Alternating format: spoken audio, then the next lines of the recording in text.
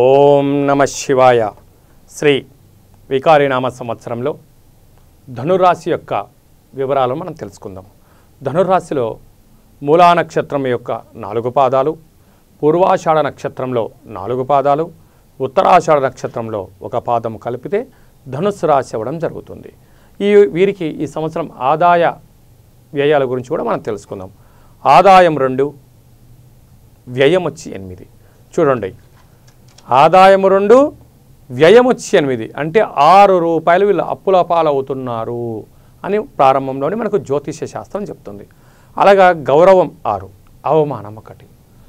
ఆ విధంగా సమాజంలో ఏదైనా ఒక మంచి పని చేశారనుకోండి, మిమ్మల్ని మెచ్చుకునే వాళ్ళు ఎక్కువ శాతంగా ఉన్నారు అని చెప్పడం జరుగుతుంది. దీనికి కారణం ఏమిటి? ధనురాశి యొక్క అధిపతి బృహస్పతి, గురువు. ఆ గురువు వృశ్చిక రాశిలో నుంచి ఈ సంవత్సరం తన సొంత ఇంటికి రాబోతున్నాడు, గృహంలోకి రాబోతున్నాడు.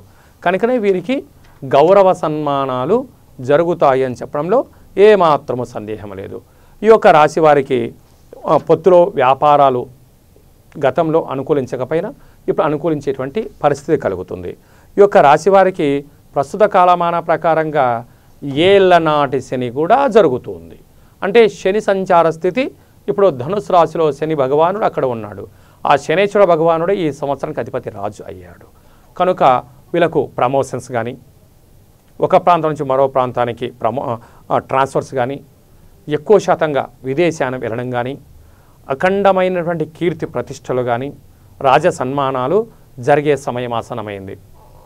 ఇప్పటి కాలంలో మనకు ఇప్పుడు 10th క్లాస్ పరీక్షల్లో కానీ, ఇంటర్మీడియట్ ఉద్యోగ అంటే విద్య యందు మంచి జ్ఞానంతో ఉత్తమ శాతం మార్కులు వస్తాయని చెప్పడంలో కూడా ఏమాత్రమో సందేహమే లేదు. ఆ విధంగా వీళ్లకు శ్రమకు తగిన ఫలితం ఉంటుంది.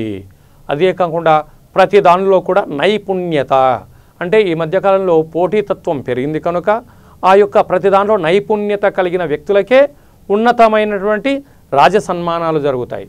అలాంటి ఇన్ని రోజులు మీరు పడ్డ కష్టానికి మీకు రాబోయే రోజులలో సభల యందు, సమావేశాల యందు మీ వాక్కు ద్వారా, మీరు చేసే పనుల ద్వారా గుర్తింపు కలిగి గ్రామ, రాష్ట్ర, దేశ, ప్రపంచ స్థాయిలలోనే మీరు ఎదుగుతారు అని చెప్పడంలో ఏమాత్రమూ సందేహం లేదు.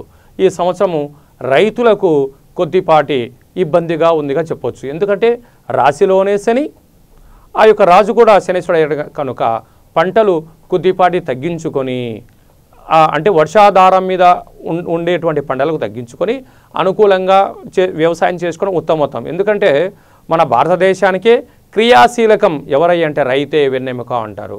అంటే జై కిసాన్ జై జవాన్ అంటారు. అంటే రైతు బాగుంటేనే మనకు భోజనం ఉంటుంది, జవాన్ బాగుంటేనే మనకు రక్షణ అనేది ఉంటుంది.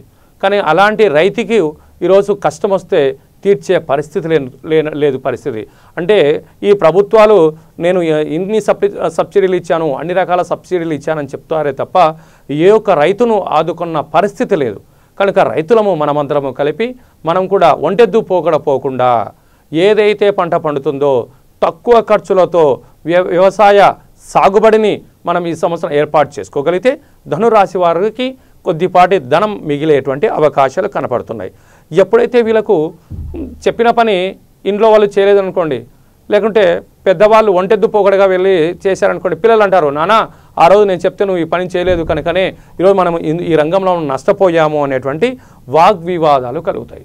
ఎందుకంటే సమాజంలో గౌరవం ఉంటుంది, కానీ గృహంలో మాత్రము కొద్దిపాటి ఇబ్బందులు వీళ్ళకు ఉంటాయని చెప్పడంలో ఏమాత్రము సందేహం లేదు.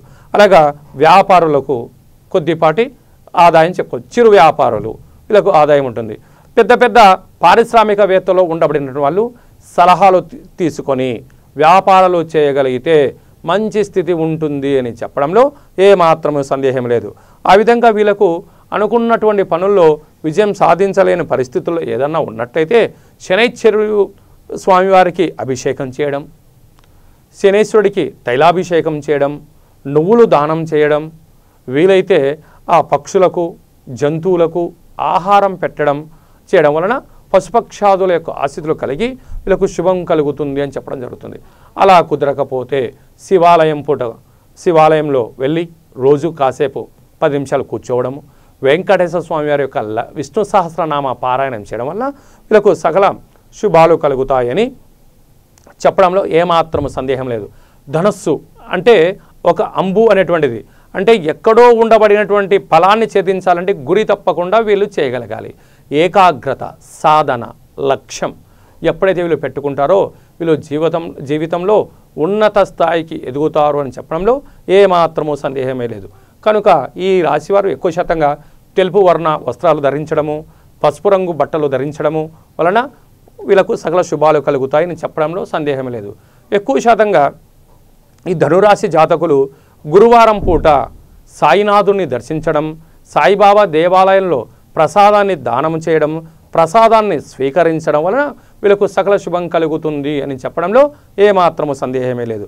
ఎందుకంటే సాయినాథ క్షేత్రంలో ప్రసాదము అనేటువంటిది అమృతతుల్యము. ప్రసాదాన్ని స్వీకరించిన, ప్రసాదాన్ని పంచినా వీళ్ళకు గురు యోగ్యతా శక్తి కలుగుతుంది. ఎప్పుడైతే గురువు యొక్క ఆశీస్సులు ఉండడం వల్ల వీళ్ళు ఏ పని చేసినా వీళ్ళకు సమర్థత, ప్రతి దానిలో విజయం కలగడం జరుగుతుంది. అలాగా వీళ్ళు ఏ పని చేసినా విజయం సాధిస్తారు అని చెప్పడంలో ఏమాత్రము సందేహమే లేదు. ఆ విధంగా వీళ్ళకు సకల శుభాలు కలగాలని కోరుకుంటూ సకల జన సంరక్షంతు, ధనుర్రాశి జనం సంరక్షంతు.